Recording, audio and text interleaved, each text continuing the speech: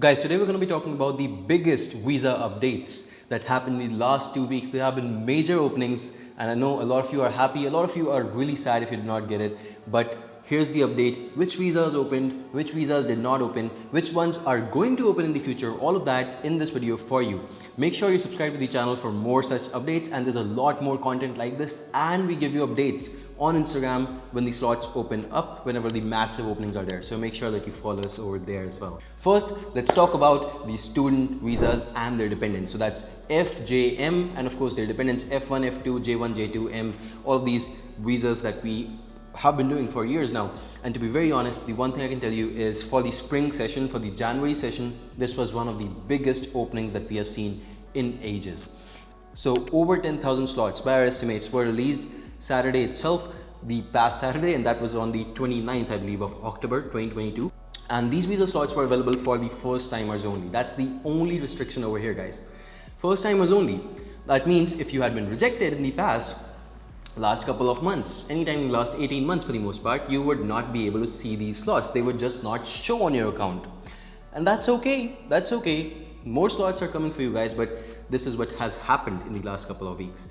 So like I said, these slots were available for both primary applicants and their dependents. We did a lot of F2s as well and F1s as well, J1, J2s as well, and M1s as well, actually. So all of those were available. We do expect more openings in the future, but they're going to be much smaller.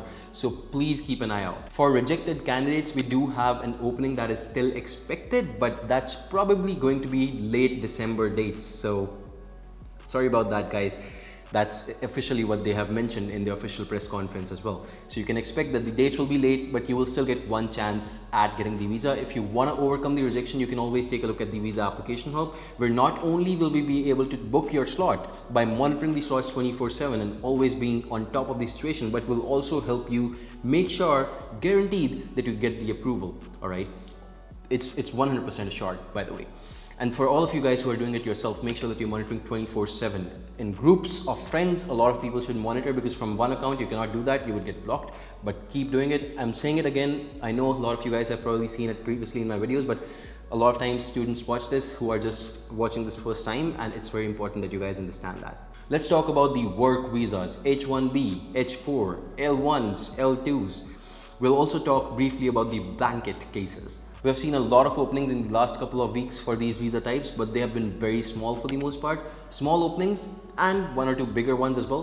But yeah, the openings have been there consistently. Sometimes even in one day, there were more than one small opening. So, multiple times slots opened up, just 5-10 slots here, 10 slots there, but they were opening up. And because we're monitoring 24/7, we get to know about it. For the most part, we have done slots for November and December for these visa types. We do expect some openings in the future as well, but they're going to be small only for the most part. We do not expect a very huge opening upcoming at the moment, because the huge opening has already gone by. And like I said, if you're monitoring, monitor 24/7, only small openings expected for these visa types. Blanket visas, we have also seen those, but not for people with a lot of dependents. If you have 2 or more dependents on your account, for the L1 visa, essentially, that's a lot of L2s on with you, it's going to be a little bit harder to get the slot, which is before August 2023. It's not been there yet, but that is not to say that they will not open them up, and we're always monitoring for those guys as well. B1, B2s, let's quickly go over your case. I'm really sorry to say that again, but you guys are still on the lowest priority.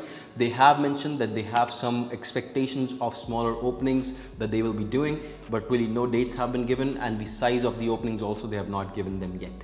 Dropbox slots have been readily available, of course, but yeah, when it comes to the first timers, it's not happening really. They're just not giving it away.